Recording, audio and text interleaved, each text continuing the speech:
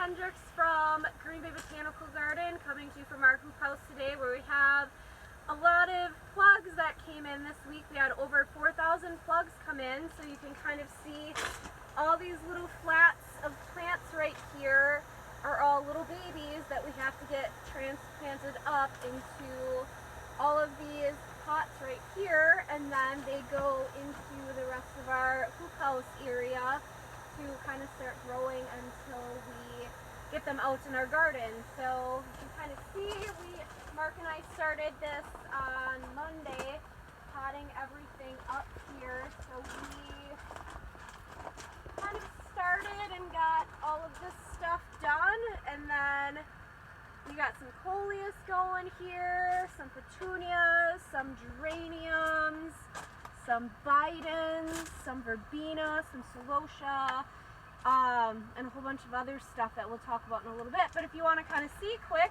why they call them plugs, because they come as these little baby plugs right here in these trays, really teeny tiny, and then we transplant them into 3.5-inch pots so they can get nice and big and go out into the garden. So this saves a lot of space when they come in like this, but obviously they can't grow very long in this container because they'll get too big too fast. So that's what we're working on in here today and the rest of this week, so we can get them all potted up. We typically have volunteers help us with this project, but unfortunately they're not here to help us this year, so Mark and I are kind of taking it on ourselves, so it's taking us a little bit longer. So this is Wicked Witch here.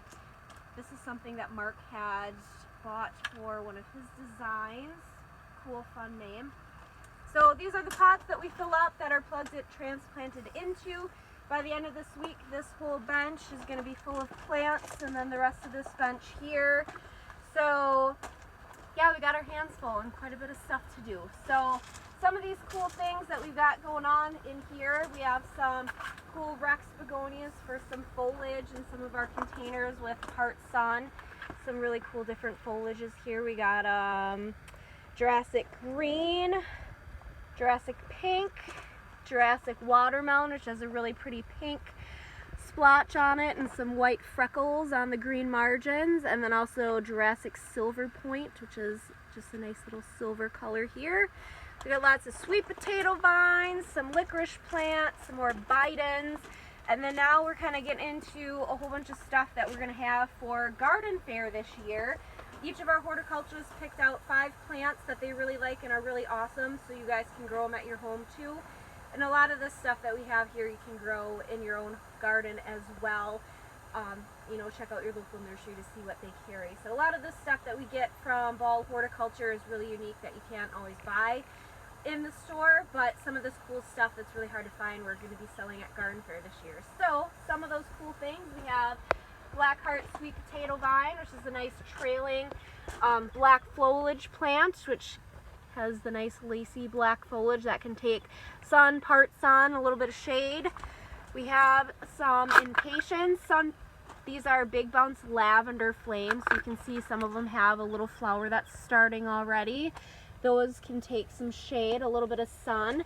One of my favorites, sun patiens, can take pretty much full sun, full shade, part sun, part shade. This vigorous rose is going to be up in the south terrace, but also a garden fair plant. We have this irisine blazing lime, which is kind of a cool Packer looking plant for Green Bay. You know, it's green and gold once it gets really big and a little bit of sun brings out the colors of it. We also have some lantana. This landmark gold has really pretty yellow flowers, and this is also going to be going in the Butterflies and Blooms exhibit. We have all these different lantanas here.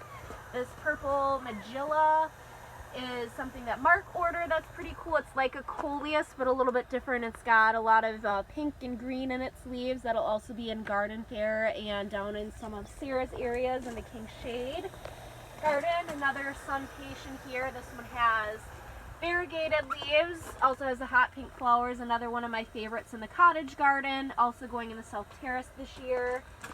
And then this is a fun little plant here if you like to have a party. It's called Party Time Alternanthera. It's got green and pink speckles in the foliage, and the colors kind of change when the plant grows. And then another plant we have here is an Angelonia Archangel Raspberry. This is one of Ashley's picks.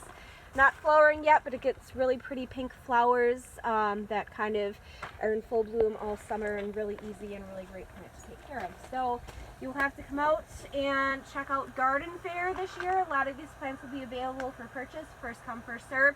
And then once we get to open up, you'll have to come check us out in real life and see all this stuff once it's big and pretty in the garden. So now you get to see those little babies, and then you can kind of see it get bigger as the garden grows, and hopefully it'll warm up soon so we can start getting the stuff outside. So anyways, that's a little bit for today. So make sure to check out gbbg.org, our website, for updates and behind the scenes tours of the Green Bay Botanical Garden. So stay safe.